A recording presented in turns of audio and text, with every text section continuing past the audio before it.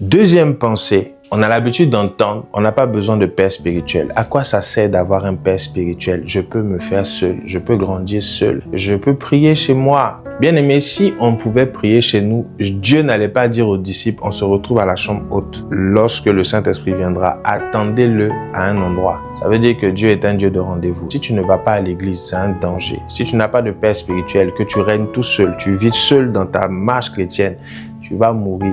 Dans Acte 8, versets 26 à 40, la Bible me parle de Philippe. Philippe était en train de marcher et l'Esprit va le pousser vers un homme qui était en train de lire, qu'on appelle l'Éthiopien, l'eunuque éthiopien. Cet homme était en train de lire le livre d'Ésaïe et la Bible dit que Philippe va être poussé par l'Esprit vers cet homme. Et lorsqu'il va aller vers cet homme, il va voir que l'homme est en train de lire Ésaïe et il va poser une question. Est-ce que tu comprends ce que tu es en train de lire? L'Éthiopien répond, je ne peux pas comprendre si quelqu'un ne me guide. Ça veut dire que, bien aimé, tu ne peux pas comprendre la Bible seul. C'est vrai, le Saint-Esprit te parle. C'est vrai, tu as des dons. Mais le Saint-Esprit ne révèle pas tout. Tu as besoin de quelqu'un pour te guider. Si Jésus a été guidé par Jean-Baptiste, ça peut paraître choquant, mais c'est la vérité. Lorsque Jésus voit Jean-Baptiste, Jean-Baptiste va dire, voici l'agneau de Dieu qui ôte le péché du monde. Jésus arrive et Jésus dit à Jean-Baptiste de le baptiser. Lorsqu'il demande à Jean-Baptiste de le baptiser, la Bible déclare que Jean-Baptiste va dire, comment c'est moi? Tu viens vers moi pour que je te baptise. Normalement, c'est l'inverse.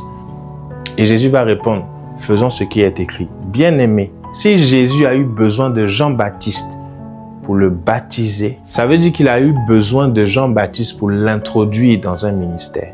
Prenons encore un autre passage. 1 Timothée 1, verset 2. Paul parle à l'église et il dit, je vous envoie Timothée, mon fils que j'ai engendré. Si Paul dit, mon fils que j'ai engendré, ça veut dire qu'il y a une notion de père. Donc, Paul était le père de Timothée. Bien-aimé, tu ne peux pas grandir seul. Toute personne ou toute pensée qui dit qu'on n'a pas besoin de père spirituel, on peut se faire seul, est une pensée qui vient tout droit de l'enfer. Pourquoi est-ce que nous disons ces choses? Parce que cette pensée-là contredit la parole de Dieu. Moïse a eu besoin de son beau-père Jéthro. Jésus, les disciples ont eu besoin de Jésus. Élisée a eu besoin d'Élie.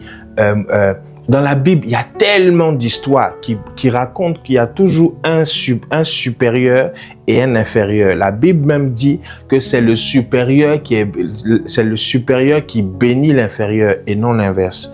C'est pour dire à quelqu'un, toi qui m'entends, tu as besoin d'un père spirituel si tu veux voir Dieu.